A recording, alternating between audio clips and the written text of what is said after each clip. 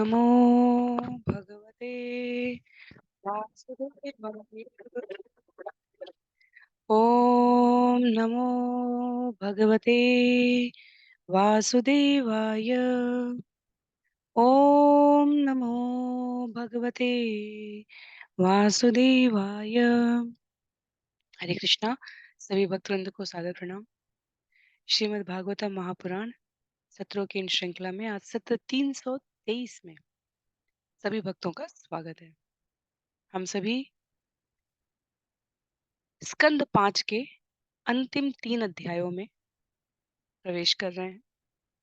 इन 3 अध्यायों की समाप्ति के पश्चात स्कंद 5 समाप्त हो जाएगा।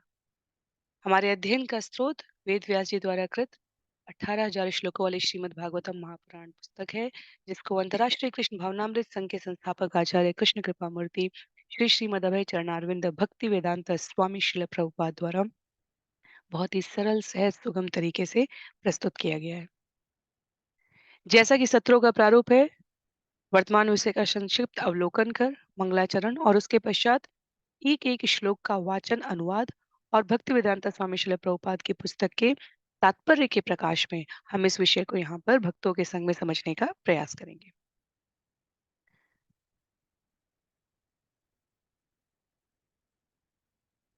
अध्याय 23, जिसका नाम शिशुमार गृह मंडल था, जिसे हमने पिछले सत्र में श्रवण किया था। आज स्कंद 5 अध्याय 24, जिसका नाम है नीचे के स्वर्गीय लोकों का वर्णन, हम उसको श्रवण और पठन करने का प्रयास करेंगे। इस अध्याय में 31 श्लोक है और इस अध्याय की समाप्ति के पश्चात स्कंद 5 से समग्र श्लोकों की संख्या 613 हो जाएगी।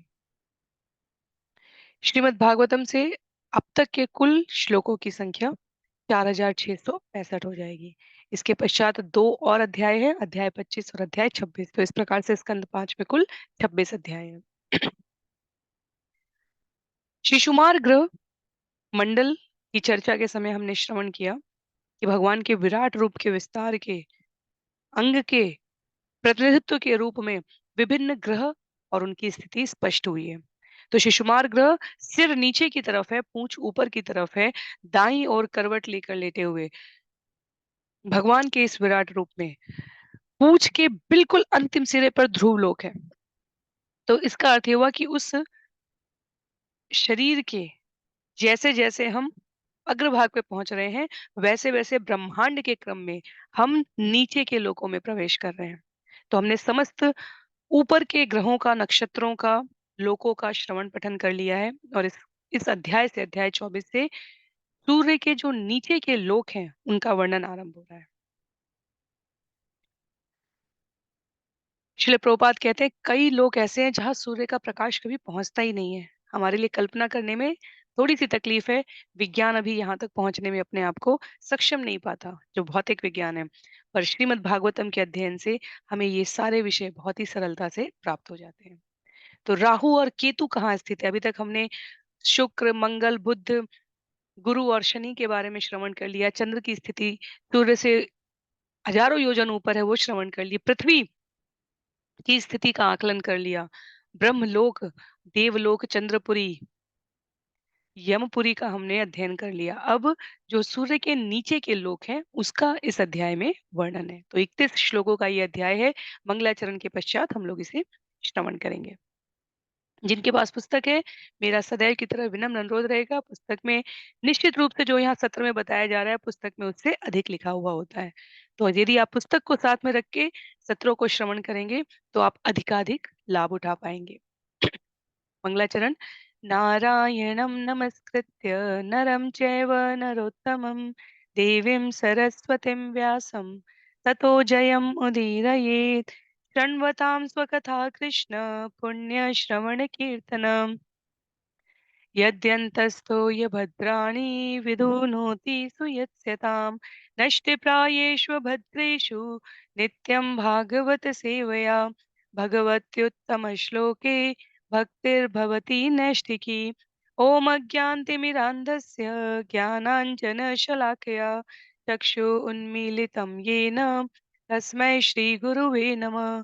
मूकं करोति वाचालं पङ्गुं लङ्घयते गिरिम् यत्कृपातमहं वन्दे परमानन्दमाधवम् वाञ्छाकल्पतरुभ्यश्च कृपा सिन्धुभ्य एव च पतितानां पावनेभ्यो वैष्णवेभ्यो नमो नमः।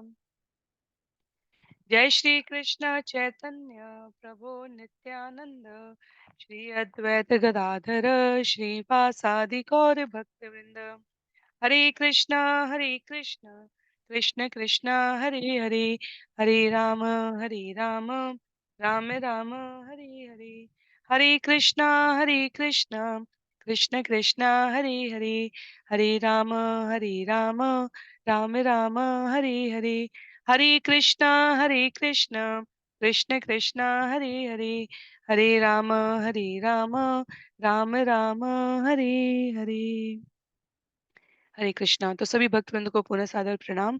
सत्र 323 में सभी का स्वागत है।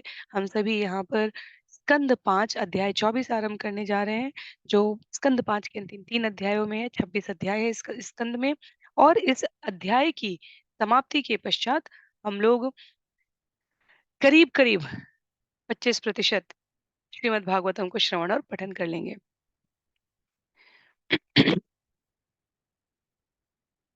शिशुमार गृह मंडल में उच्च और निम्न सभी लोगों की स्थिति समझने के पश्चात इस अध्याय से सूर्य के नीचे के लोगों का वर्णन आरंभ किया जा रहा है। भक्तिवेदांता स्वामी श्रील प्रभुपाद के सानिध्य में हम लोग इस विषय को यहाँ श्रवण करेंगे। स्कंद 5 अध्याय 24 श्लोक संख्या 1।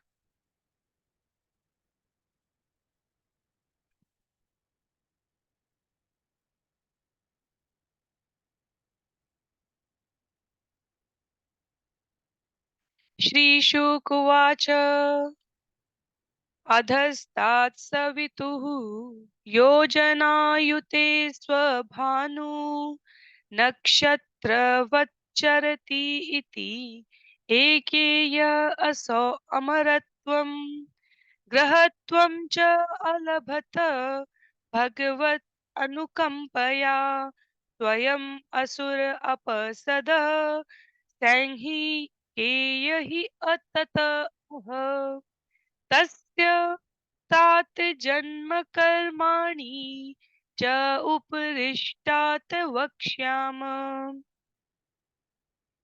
श्री सुखदेव गोस्वामी बोले, हे राजन, कुछ पुराण वाचकों का कथन है कि सूर्य से 10,000 80,000 मील योजन नीचे राहु नामक ग्रह है, जो नक्षत्रों की भांति घूमता है। इस ग्रह का अधिष्ठाता देवता, जो सिंहिका का पुत्र है, समस्त असुरों में घृणास्पद है और इस पद के लिए सर्वथा अयोग्य होने पर भी श्री भगवान की कृपा से उसे प्राप्त कर सका है। मैं उसके विषय में आगे कहूंगा। तो सूर्य से हजारों योजन ऊपर के ग्रहों की स्थिति का अध्ययन करने के पश्चात अब सूर्य से 10,000 योजन नीचे राहु नामक ग्रह, राहु हमारे कुंडलियों में आता है, कुंडलियों के अध्ययन में, ज्योतिष शास्त्र के अध्ययन में आता है। समुद्र मंथन की कथा के संदर्भ में यहाँ पर सुखदेव गोस्वामी कह रहे हैं, पूरी समुद्र मंथन की कथा आगे कई अध्यायों में, आगे के स्कंद में वर्णित है। तो सुखदेव गोस्वामी कहते हैं, मैं आगे उसका वर्णन करूंगा। तत्पश्चात उस वर्णन में जहां पर राहु और केतु को किस प्रकार भगवत कृपा प्राप्त हुई, क्योंकि यहाँ पर सुखदेव गोस्वामी कहते हैं इस पद के लिए सर्वथा अयोग्य होने पर भी भगवत कृपा से उन्हें ये पद प्राप्त हुआ। अर्थात क्योंकि राहु असुरों में भी गृहास्पद है, फिर भी अन्य नीचे के लोगों से उसकी स्थिति काफी ऊपर है। तो उसको बताया गया सबसे नीच, सूर्य के नीचे के स्थानों में सबसे ध्यान देने योग्य जो नक्षत्र ग्रह कहे जा सकते हैं, उसमें राहु की स्थिति बताई गई है। उसके पश्चात श्लोक संख्या 2 में कहते हैं, यत अद तरणे मंडलम प्रतपत तत विस्तरत योजनायुतम आचक्ष्यते द्वादश सहस्त्रम सोमस्य त्रयोदश सहस्त्रम राहो यः पर्वणि तत् व्यवधान कृत वैर अनुबंध, सूर्य चंद्र असो अभिधावती। उष्मा के स्रोत सूर्य गोलक का विस्तार 10,000 योजन है, चंद्रमा का 20,000 योजन और राहु का 30,000 योजन तक फैला हुआ है। अमृत वितरण के समय राहु ने सूर्य तथा चंद्रमा के मध्य आसीन होकर उनके बीच विद्वेष उत्पन्न करना चाहा। राहु सूर्य तथा चंद्रमा दोनों के प्रति शत्रु भाव रखता है, इसलिए वह सदा अमावस्या तथा पूर्णिमा के दिन उनको ढकने का प्रयत्न करता है। तो राहु का जो आकार है वो सूर्य से 2 गुना बताया जा रहा है यहाँ पे। 2 गुना का अर्थ 200% अधिक, 10,000 से 30,000 का यहाँ पर परिवर्तन है। और चंद्रमा सूर्य से दुगना है, तो चंद्रमा का 150%, 1.5 कह सकते हैं हम, 1.5 गुना यहाँ पर राहु की स्थिति को। तो द्वादश शब्द जो प्रयोग हुआ है, शिला प्रभुपाद लिखते हैं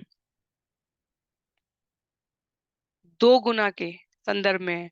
और क्योंकि ये जो वर्णन है ये अनेकानेक आचार्यों के द्वारा अध्ययन से प्रस्तुत ज्ञान के द्वारा शिला प्रभुपाद ने संकलित किया है, तो शिला प्रभुपाद कहते हैं कि विजय ध्वज के मत के अनुसार राहु को चंद्रमा का 2 गुना होना चाहिए था, अर्थात 40,000 योजन होना चाहिए। पर फिर भी इस विरोधाभास से सहमत होने के लिए हमारे पास पर्याप्त तर्क है। राहु सोमर वीणाम तु मंडला द्विगुणोक्तिताम। शिला प्रभुपाद कहते हैं राहु चंद्रमा से दुगना बड़ा है और चंद्रमा सूर्य से दुगना बड़ा है। तो इस प्रकार से इस संदर्भ में जो भी स्थिति है, भाव ये है कि सूर्य चंद्रमा से, चंद्रमा राहु से बड़ा है आकार में।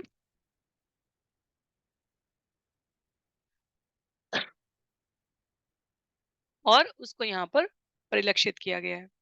आगे राहु के संदर्भ में बताते हुए कहा गया है, तन्निशम्योभयत्रापि भगवता रक्षणाय प्रयुक्तं सुदर्शनं नाम भागवतं दैतमस्त्रम् तत्तेजसा दुर्विशहं मुहुः परिवर्तमानम् अभ्यवस्थितो मुहूर्तम् उद्विजमानश्चकित हृदय आरादेव निवर्तते तद उपरागमति वदन्ति लोका।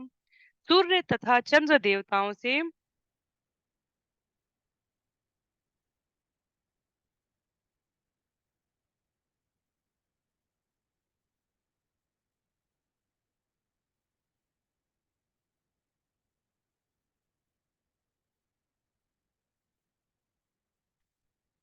क्षमा कीजिए, सूर्य तथा चंद्र देवताओं से राहु के आक्रमण को सुनकर उनकी रक्षा हेतु भगवान विष्णु अपना सुदर्शन चक्र चलाते हैं। यह चक्र भगवान का अत्यंत प्रिय भक्त और प्रिय पात्र है। अवैष्णवों के वध हेतु इसका प्रचंड तेज राहु के लिए असह्य है, अतः वह डरकर भाग जाता है। जब राहु चंद्र या सूर्य को सताता है तो ग्रहण लगता है। तो ये कथा हम सबको पता है।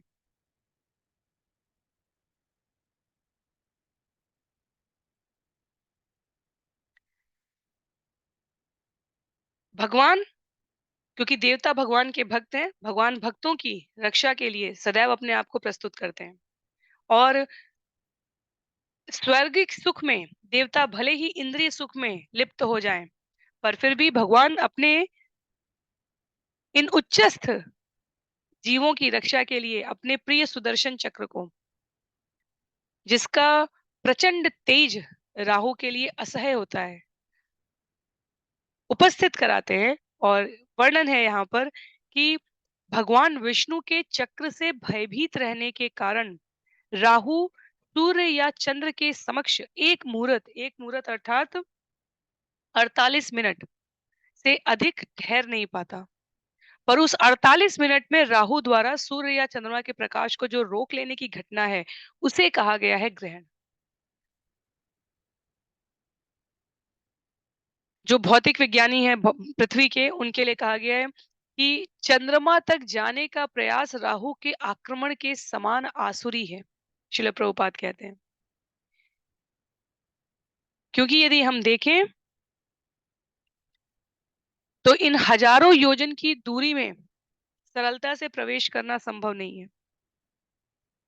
और जैसे राहु का आक्रमण असफल है, वैसे ही भौतिक विधि से चंद्रलोक या अन्य लोकों तक पहुंचना भी असफलता ही प्रदान करेगा। तो महत्व की बात यहाँ पर ग्रहों की स्थिति में आचार्यों द्वारा प्रस्तुत किए गए संदर्भ के अनुसार ये है कि सूर्य और चंद्र भगवान के भक्त हैं। राहु असुर है। राहु उस समुद्र मंथन की लीला से जब हम हल्के ऊपर-ऊपर सतह पे भी जानते हैं कि उसका प्रयास सूर्य और चंद्रमा को त्रास देना होता है, तब भगवान द्वारा सुदर्शन चक्र से राहु के इस आक्रमण की रक्षा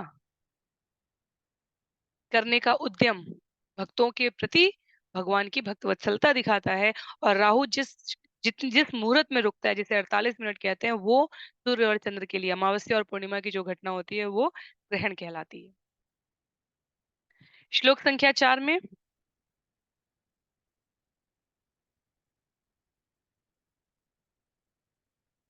ततो अधस्तात् सिद्ध चारण विद्याधराणाम सदनानि तावन् मात्र एव।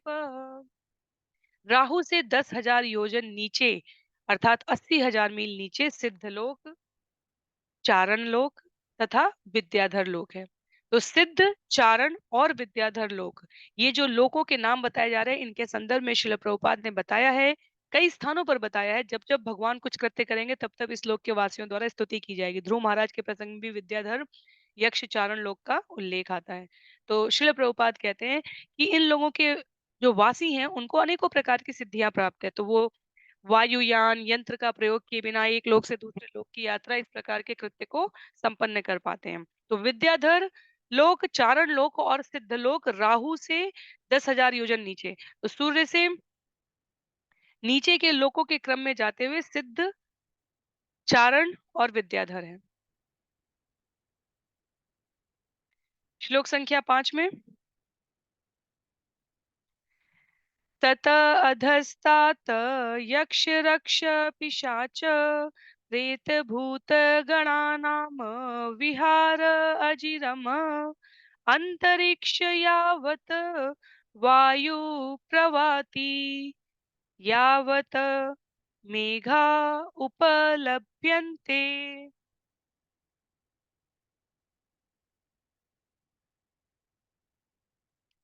अंतरिक्ष में विद्याधर लोक, चारण लोक तथा सिद्ध लोक के नीचे यक्षों, राक्षसों, पिशाचों, भूतों इत्यादि के भोग विलास के स्थान हैं।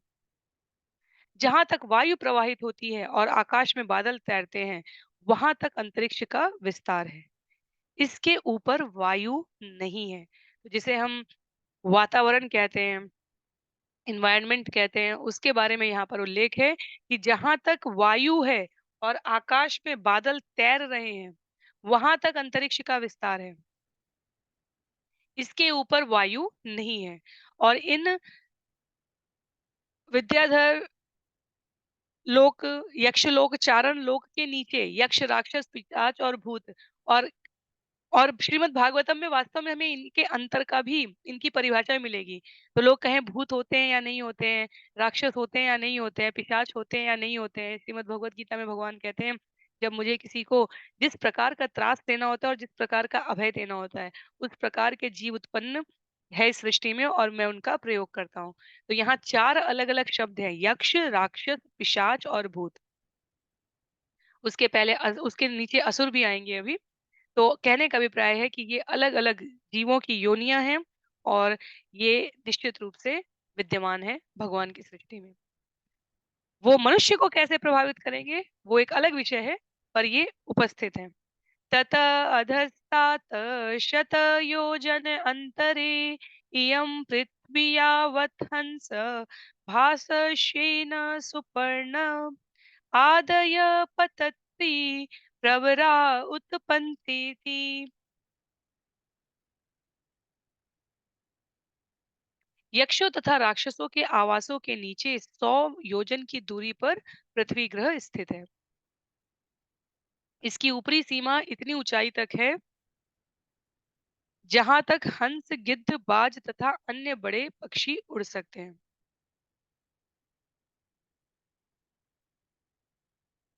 तो अगर हम यहाँ इस अनुवाद पर ध्यान दें, तो कहने का अभिप्राय ये है कि पृथ्वी ग्रह के 800 मील ऊपर, 100 योजन के ऊपर यक्षों तथा राक्षसों के आवासों की बात की जा रही है। तो जहाँ तक हंस, गिद्ध, बाज और अन्य बड़े पक्षी उड़ सकते हैं, उसके ऊपर यक्ष और राक्षसों के आवास हैं। श्लोक संख्या 7 में उपवर्णितं भूमे यथा सन्निवेशवस्थानम् अवने अपि अधस्तात् सप्त भूविवरा एकश योजना अयुत अंतरेण आयाम विस्तारेण उपक्षिप्ता अतलं वितलं सुतलं तलातलं महातलं रसातलम पातालम इति।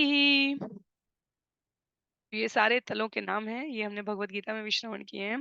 हे राजन, इस पृथ्वी के नीचे 7 अन्य लोक हैं जो अतल, वितल, सुतल, तलातल, महातल, रसातल तथा पाताल कहलाते हैं।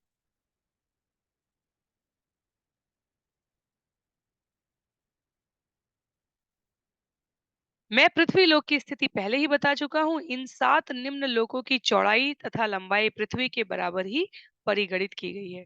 तो हम जो नीचे के लोक हैं उनको यहाँ पर श्रवण कर रहे हैं। सूर्य के नीचे क्रमशः आते हुए इस स्थान में पृथ्वी के और सूर्य के बीच में विद्याधर लोक, यक्षलोक, चारण लोक इनको बताते हुए अब पृथ्वी के नीचे तल, अतल, सुतल, पाताल, महितल, महातल इनके बारे में बताया गया है। श्लोक संख्या 8 में तो ये बिल्कुल जानकारी के लिए सरलतम है। इनको केवल इनकी स्थिति स्पष्ट की जा रही है यहाँ पर। हम लोग इसे पढ़ते हुए आगे बढ़ेंगे। जहाँ भी कुछ कठिनता लगेगी वहां हम लोग उसका विश्लेषण करने का प्रयास करेंगे। एतेषु हि बिलस्वर्गेषु स्वर्गादप्यधिककाम भोग ऐश्वर्य आनंद भूति विभूतिभिः सुसमृद्ध भवन उद्यान आक्रीण विहारेषु दैत्य दानव काद्रवेया नित्य प्रमुदित अनुरक्त कलत्र अपत्य बंधु सुहित अनुचरा गृहपतय ईश्वरादपि अप्रतिहित कामा माया विनोदा निवसन्ति। बिल स्वर्ग, नीचे के स्वर्ग कहलाने वाले इन 7 लोकों में अत्यंत सुंदर घर, उद्यान तथा क्रीड़ा स्थलियां हैं जो स्वर्ग लोक से भी अधिक ऐश्वर्यशाली हैं, क्योंकि असुरों के विषय भोग, संपत्ति तथा प्रभाव के मानक बहुत ऊंचे हैं। इन लोकों के वासी दैत्य, दानव तथा नाग कहलाते हैं और उनमें से बहुत से गृहस्थों की भांति रहते हैं। उनकी पत्नियां, संतानें, मित्र तथा उनका समाज मायामय भौतिक सुख में पूरी तरह मग्न रहता है। भले ही देवताओं के ऐन्द्रिक सुख में कभी कभी बाधा आए, किंतु इन लोकों के वासी अबाध जीवन व्यतीत करते हैं। इस प्रकार उन्हें मायामय सुख में अत्यधिक लिप्त माना जाता है। तो 3 प्रकार के स्वर्गों का वर्णन हमने पहले श्रवण किया था और यहाँ पर वेद व्यास जी द्वारा रचित इन श्लोकों के माध्यम से श्रील सुखदेव गोस्वामी महाराज परीक्षित को और सूत गोस्वामी समस्त प्राणी मात्र को अवगत करा रहे हैं कि देवताओं के सुख में कभी कभी बाधाएं आ सकती हैं, पर भौतिक सुख ऐश्वर्य के मामले में जो बिल स्वर्ग के लोग हैं वो सदैव सुखी रहते हैं। तो आगे इसका वर्णन है सदैव सुख का क्या अर्थ होता है। भौतिक सुख को माया सुख कहा है प्रहलाद महाराज ने, और प्रहलाद महाराज का उल्लेख भौतिक सुख के संदर्भ में क्या है उसका बहुत ही विस्तृत वर्णन है आगे श्रीमद् भागवतम में। पर अभी की हमारी समझ के लिए कहा गया है कि इस इन लोकों में निवास करने वाले जो जीव हैं वो अगले जन्मों की परवाह किए बिना नितांत भौतिकतावादी लघु जीवन काल में आनंद भोग में निरत मस्त रहते हैं। और ये शब्द श्रीमद् भागवतम के हैं यहाँ पर। ऐसे विमूढ़ भौतिकतावादियों को आध्यात्मिक सुख कैसे उपलब्ध कराया जाए, ये बहुत ही शोध का विषय होता है। क्यों? क्योंकि जो वर्णन है यहाँ पर यदि हम स्पष्ट रूप से देखें, जब तक वो इन लोकों में है तब तक उन्हें भौतिक सुख मिल रहा है, पर उसके पश्चात की उनकी गति अत्यंत घृणित होती है, अत्यंत घृणित। आगे कहा गया है श्लोक संख्या 9 में, येषु महाराजमयीन् माया विना विनिर्मिता पुरनानामणिप्रवर प्रवेकविरचित विचित्र भवन प्राकार गोपुर सभा चैत्य चत्वर आयतन आदिभिः नागासुर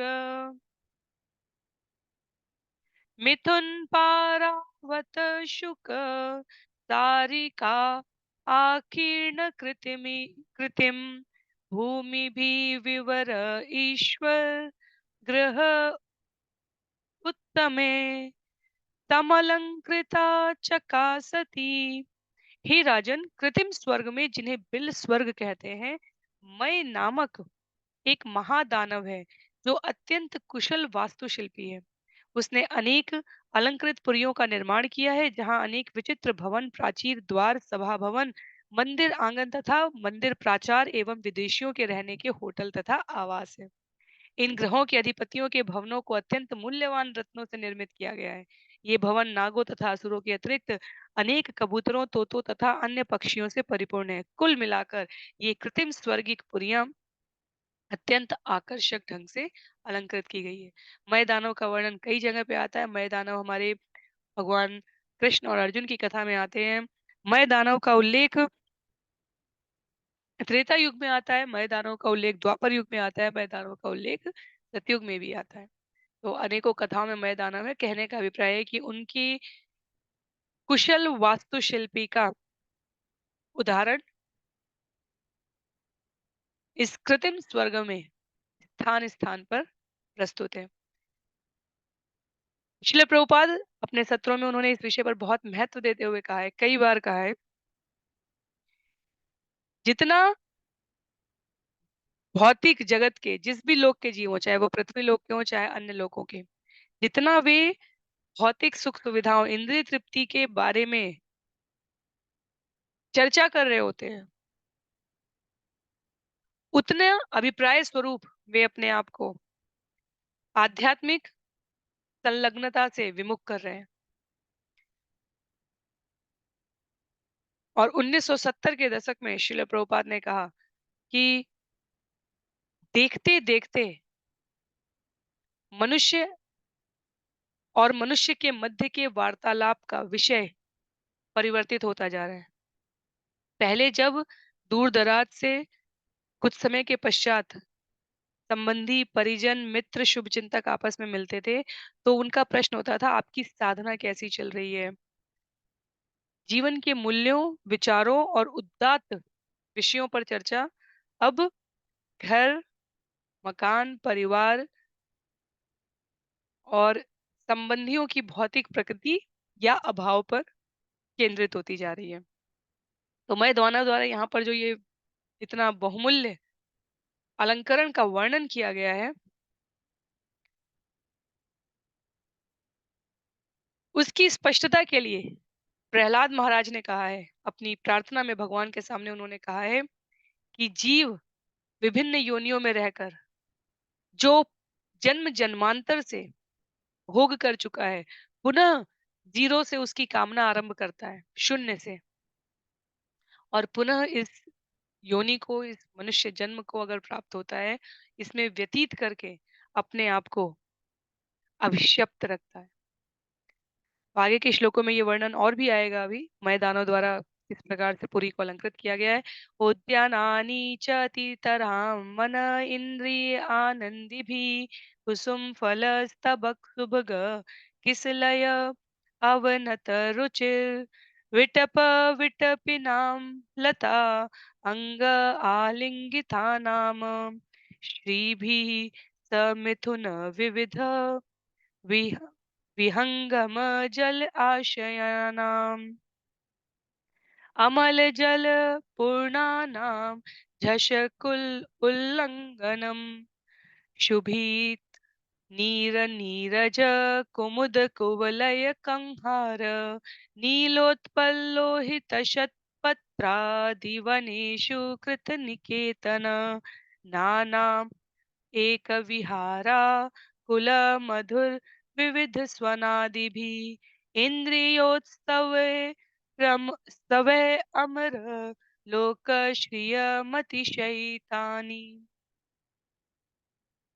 कृत्रिम स्वर्गों के बाग बगीचे स्वर्गलोक के उद्यानों की शोभा को मात करने वाले हैं। उन उद्यानों के वृक्ष लताओं से लिपटे जाकर फलों तथा फूलों से लदी शाखाओं के भार से झुके रहते हैं, जिसके कारण वे अति सुंदर लगते हैं। यह सुंदरता किसी को भी आकृष्ट करने वाली और मन को भोगेक्षा से प्रफुल्लित कर देने वाली है। वहां अनेक जलाशय एवं झीलें हैं, जिनका जल निर्मल पारदर्शी है तथा मछलियों के कूदने से उद्वेलित होता रहता है और कुमुदनी कुवलय कहार तथा नील एवं लाल कमल के पुष्पों से सज्जित रहता है।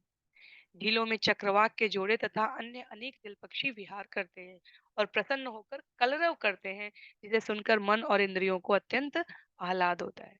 तो ये वहाँ का भौतिक वर्णन है।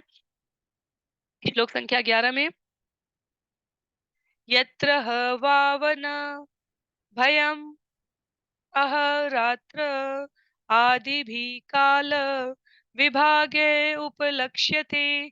चूंकि उन अधः लोकों में सूर्य का प्रकाश नहीं जाता, अतः काल दिन तथा रात में विभाजित नहीं है, जिसके फलस्वरूप काल से उत्पन्न भय नहीं रहता। तो क्या होता है? यत्र ही महा प्रवर शिरोमणय सर्वतम प्रभाधन्ते। वहां अनेक बड़े बड़े सर्प वास करते हैं, जिनके फनों की मड़ियों के प्रकाश से अंधकार दूर भाग जाता है। श्लोक संख्या 13 में न वा एतेषु वसताम दिव्यौषधि असरसायनान् पान स्नानादिभिराधयो व्याधयो बलि जरादयश्च देह वैवर्ण्य सौगन्ध्य स्वेदक्लमग्लानि इति वयोवस्थाश्च भवन्ति।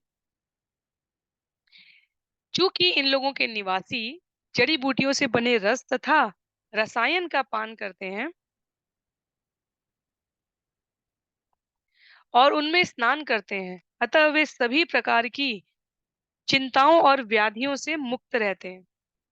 न तो उनके केश सफेद होते हैं, न झुर्रियां पड़ती हैं, न वे अशक्य होते हैं। उनकी शारीरिक कांति कभी मलिन नहीं पड़ती, उनके पसीने से दुर्गंध नहीं आती और न तो उन्हें थकान, न ही शक्ति का अथवा वृद्धावस्था जन्य उत्साह का अभाव सताता है। तो फिर तो ये लगेगा कि ये सारे लोग कितने अच्छे हैं फिर तो। श्लोक संख्या 14 में इसका उल्लेख करते हुए कहा गया है न ही तेषाम कल्याणा न ही तेषां कल्याणानां प्रभवति कुतश्चन मृत्यु विना भगवत तेजसः चक्रापदेशात्। वे अत्यंत कुशल पूर्वक रहते हैं और काल रूप श्री भगवान के सुदर्शन चक्र के अतिरिक्त अन्य किसी साधन द्वारा मृत्यु से भयभीत नहीं होते। और यहाँ से ये वर्णन अभी तक हमने जितना मणियों का, अलंकरणों का, सुंदर सुवासित जड़ी बूटियों के द्वारा स्वयं को सदैव भोगों में तृप्त रहने का वर्णन सुना, श्रील प्रभुपाद ने उचित अवसर आते ही यहाँ व्याख्यान में प्रस्तुत किया है कि भौतिक जगत का यही दोष है। अधोलोक में प्रत्येक वस्तु सुचारू रीति से व्यवस्थित है। सुंदर आवास है, सुंदर वातावरण है, वायुमंडल है, कोई शारीरिक मानसिक क्लेश व्याधि नहीं है। साधारण रूप से ऐसा लगेगा कि इस भौतिकतावादी सभ्यता में तो कोई दोष ही नहीं है। पर अब विषय पर आते हुए कहते हैं कि जहां भी जो भी रहता है, अपने कर्मों के अनुसार उसे दूसरा जन्म धारण करना पड़ता है।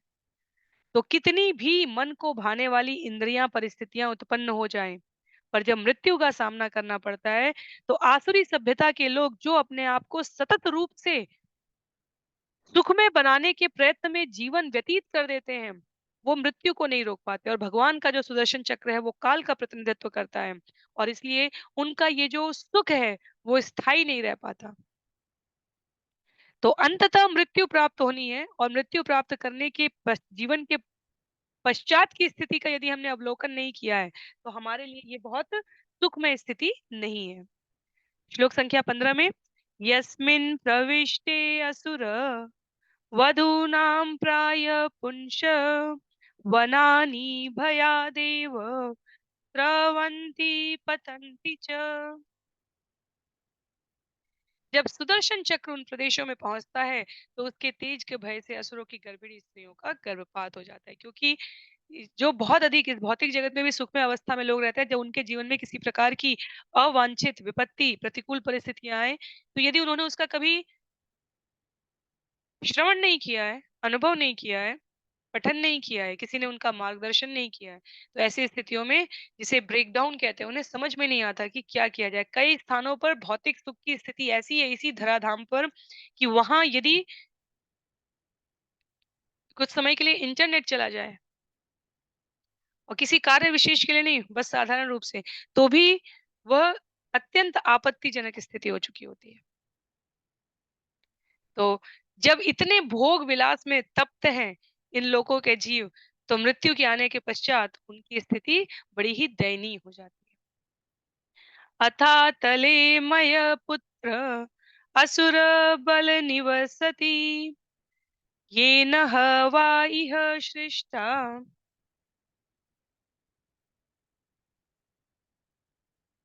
षट्प्रणवती माया काश्चन अद्यापि मायाविनः धारयन्ति यस्य च जृम्भमाणस्य मुखत्रयस्त्रीगणा उद्पत्यन्तस्वैरिण्य कामिन्य पुंश्चल्यैति यावे बिलायनं प्रविष्टं पुरुषं रसेन हाटक आख्येन साधयित्वा स्वविलास अवलोकान् अनुरागस्मित संलाप उपगूहनादिभिः स्वैरं किल रमयन्ति यस्मिन् उपयुक्ते पुरुष ईश्वरोऽहं सिद्धोऽहमित्ययुत महागजबल मानम् अभिमन्य मानः कथते मदान्ध इव। तो संकलित शब्द हैं, गद्य के रूप में है। हे राजन, अब मैं तुमसे अतल लोक से प्रारंभ करके एक एक करके समस्त अधोलोकों का वर्णन करूंगा। अतल लोक में मय दानव का पुत्र बल नामक असुर है, जिसने 96 प्रकार की माया रच रखी है। कुछ तथाकथित योगी तथा स्वामी आज भी लोगों को ठगने के लिए इस माया का प्रयोग करते हैं। बल असुर ने उवासी लेने से स्वैरिणी, कामिनी तथा पुंशली के नाम से 3 प्रकार बल असुर के उवासी लेने से स्वैरिणी, कामिनी तथा पुंशली के नाम से 3 प्रकार की स्त्रियां उत्पन्न हुई हैं। स्वैरिणियां अपने ही समूह के पुरुष से ब्याह करना पसंद करती हैं, कामिनियां किसी भी वर्ग के पुरुष से ब्याह कर लेती हैं और पुंशलियां अपना पति बदलती रहती हैं। यदि कोई पुरुष अतल लोक में प्रवेश करता है तो ये स्त्रियां तुरंत ही उसे बंदी बनाकर हाटक नामक जड़ी से बनाए गए मादक पेय को पीने के लिए बाध्य कर देती हैं। इस पेय से मनुष्य में प्रचुर काम शक्ति जागृत होती है, जिसका उपयोग वे स्त्रियां अपने संभोग हेतु करती हैं। स्त्रियां उसे अपनी मोहक चितवन, प्रेमालाप, मंद मुस्कान तथा आलिंगन इत्यादि के द्वारा मोह लेती हैं। इस प्रकार वे उन्हें अपने साथ संभोग के लिए फुसलाकर जी भरकर काम तृप्ति करती हैं। काम शक्ति बढ़ने के कारण मनुष्य अपने को 10,000 हाथियों से भी अधिक बलवान और सक्षम मानने लगता है। दरअसल मदहोशी के कारण मोहग्रस्त होकर वह सर पर खड़ी मृत्यु की अनदेखी करके अपने आप को ईश्वर समझने लगता है। तो नीचे के लोकों के वर्णन में जो हमें समानता दिखेगी, उसमें स्पष्टता इस बात की है कि अधिक से अधिक कितना विषय सुख भोग किया जा सके। तो मय दानव के पुत्र बल द्वारा अतल लोक में 96 प्रकार की जो मायाएं रची गई हैं, उसमें उसके विभिन्न, जैसे उवासी से 3 प्रकार की स्त्रियाँ और उन स्त्रियों की अ, तो ये स्त्रियाँ सामान्य स्त्रियों के संदर्भ में, भौतिक जगत की स्त्रियों के संदर्भ में नहीं कहा जा रहा है। ये अतल लोक में जो काया रूप से स्त्रियाँ हैं, उनके स्वभाव और व्यवहार के बारे में यहाँ पर वर्णित किया गया है। तो यदि जो भी वहाँ पर स्त्री और पुरुष है, उनके जीवन में काम सुख सबसे अधिक प्रधानता में है। और इस प्रधानता में जीव वहाँ के इस बात को विस्मृत कर जाते हैं कि मृत्यु सभी के लिए समान रूप से प्रतीक्षारत है। तत अधस्तात् वितले हर भगवान हाटकेश्वर स्वपार्षद भूतगण आवृत प्रजापति सर्ग उपबृहन्राय भव भवान्या सह मिथुनीभूत आस्ते यद् प्रवृता सरित प्रवरा हाटकी नाम भवयो वीर्येण यत्र चित्रभानुमात ईश्वरा समिध्यमान् ओजसा पिबति तत निष्ठियुतं हाटक आख्यं सुवर्णं भूषणेन असुर इन्द्र अवरोधेषु पुरुषा सह पुरुषिभी धारयन्ती। अतल लोक के नीचे अगला ग्रह वितल है, जहाँ स्वर्ण खानों के स्वामी भगवान शिव अपने गणों भूतों तथा ऐसे ही अन्य जीवों के साथ रहते हैं। पिता रूप शिव माता रूप भवानी के साथ विहार करते हैं और इनके वीर रज के मिश्रण से हाटकी नामक नदी निकलती है। जब वायु द्वारा अग्नि प्रज्वलित हो उठती है तो वह नदी को पी जाती है और बाहर थूक देने पर हाटक नामक स्वर्ण उत्पन्न होता है। इस लोक के वासी असुर अपनी पत्नियों सहित उस स्वर्ण के बने आभूषणों से अपने को अलंकृत करते हैं और इस प्रकार वे अत्यंत सुखपूर्वक रहते हैं। आज के सत्र के लिए ये हमारा अंतिम श्लोक रहेगा। श्लोक संख्या 18 से अगले सत्र में करेंगे। यहाँ पर यदि हम पूर्ववर्ती अध्यायों का और सत्रों का स्मरण करें, जहाँ श्री सुखदेव गोस्वामी द्वारा महाराज परीक्षित को विभिन्न लोकों का वर्णन कराया जा रहा था और जम्बू द्वीप के अलग-अलग वर्ष बताए जा रहे थे। वहाँ एक ऐसा वर्ष बताया गया जहाँ शिव पार्वती के साथ सदैव निवास कर रहे हैं। यहाँ पुनः नीचे के लोक में वितल लोक में कहा जा रहा है कि भव और भवानी अर्थात शिव और उनकी पत्नी यहाँ पर तो निवास कर रहे हैं। तो ये किस बात का प्रतिनिधित्व कर रहा है? जो सत, रज और तम जिसे कहा जाता है सृष्टि में, भौतिक जगत के संदर्भ में और जहाँ कहा जाता है कि तमोगुण को इस जगत में संभालने के लिए भगवान का शिव विस्तार अर्थात जो सब जगह से तिरस्कृत है, सब जगह से निंदित है, सब जगह से पातकी हैं, उनको भगवान शिव द्वारा आश्रय दिया था ताकि उनके जीवन में संभावित क्रमोत्तर तरीके से परिवर्तन लाकर उन्हें भिन्न गुणों के प्रभाव में प्रकाश में डाला जा सके। तो काम संभोग को यहाँ पर जिस रूप में भव और भवानी के प्रस्तुत किया जा रहा है वो अम, हाटक नामक स्वर्ण की उत्पत्ति के स्रोत के क्रम में बताया जा रहा है। और श्रील सनातन गोस्वामी का बहुत ही स्पष्ट उद्धरण है इस संदर्भ में। उनका कहना है कि जिस प्रकार से कांसे को पारे से अभिकृत करके सोना बनाया जा सकता है, केमिस्ट्री में रसायन में हम सभी ये सब पढ़ते हैं, कांसे को पारे से अभिकृत करके सोना बनाया जा सकता है, उसी प्रकार निम्न वर्ग के पुरुषों को उच्च वर्ग में उच्च वर्ग यहाँ पर जाति व्यवस्था से नहीं, गुण कर्म और स्वभाव से कैसे बनाया जा सके, उसका मार्गदर्शन करने के लिए भव और भवानी की यहाँ उपस्थिति बताई गई है।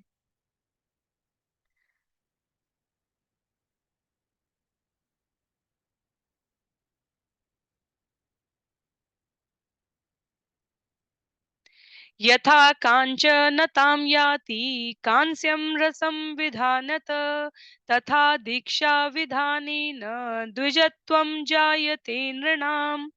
जिस प्रकार कांसे को पारे से अभिकृत करके उसे सोने में बदला जा सकता है, उसी प्रकार निम्न कुल में उत्पन्न मनुष्य को वैष्णव कार्यों में लगाकर ब्राह्मण बनाया जा सकता है। तो इस्कॉन के पीछे जो उद्देश्य था श्रील प्रभुपाद का अंतर्राष्ट्रीय कृष्ण भावनामृत संघ के पीछे निर्माण का, इसके स्थापना का, उसमें यदि हम देखें तो 4 प्रकार से ग्रसित थे। विदेशी शिष्यों की बात की जाए या वर्तमान तत्कालीन परिस्थितियों के सामान्य मनुष्यों की, मांसाहार, मदिरापान, इंद्रिय तृप्ति और विभिन्न प्रकार के जो व्यसन है, द्यूत क्रीड़ा और इनमें सभी लगे हुए थे, आज भी लगे हुए हैं। और जब 4 प्रकार के नियम और 16 माला करने की बात की जाती है, तो पहला उद्देश्य क्या होता है? कांसे को पारे के साथ मिलाकर उसे स्वर्ण में कैसे निर्मित किया जा सके, इसके लिए प्रयास करना। तो वितल लोक की ये स्थिति यहाँ पर वर्णित की गई है। श्लोक संख्या 18 से हम लोग इस विषय को आगे श्रवण करने का प्रयास करेंगे। तो आज के लिए सत्र को यहीं पर समाप्त करते हैं। श्रील प्रभुपाद की जय, श्रील गुरुदेव की, अनंत कोटि वैष्णव वृंद की जय, श्रीमद् भागवतम महापुराण की जय। हरे कृष्ण।